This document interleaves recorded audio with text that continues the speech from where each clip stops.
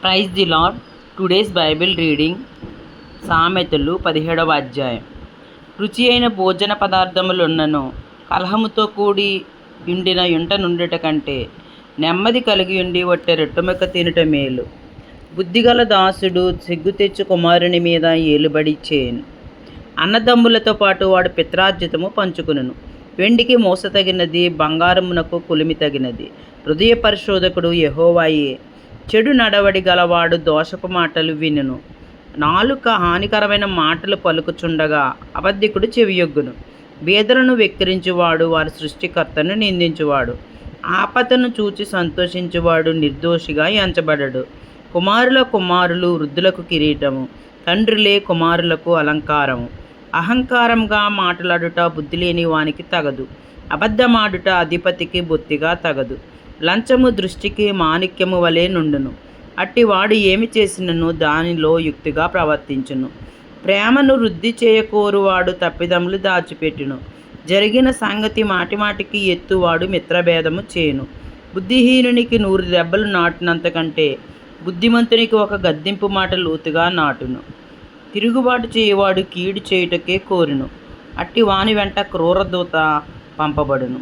పిల్లలను పోగొట్టుకుని ఎలుగుబంటిని ఎదుర్కొనవచ్చును కానీ మూర్ఖపు పనులు చేయుచున్న మూర్ఖుని ఎదుర్కొన రాదు.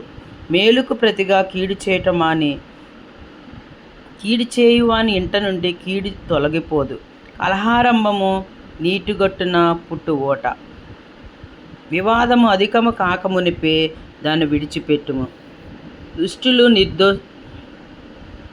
నిర్దోషులని తీర్పు తీర్చువాడు, నీతిమంతులు దోషులని తీర్పు తీర్చువాడు. వీరిద్దరును యెహోవాకు హేయులు.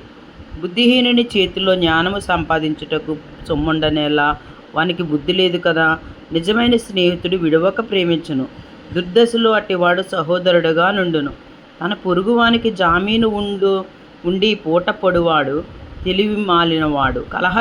ప్రియుడు దుర్మార్గ ప్రియుడు.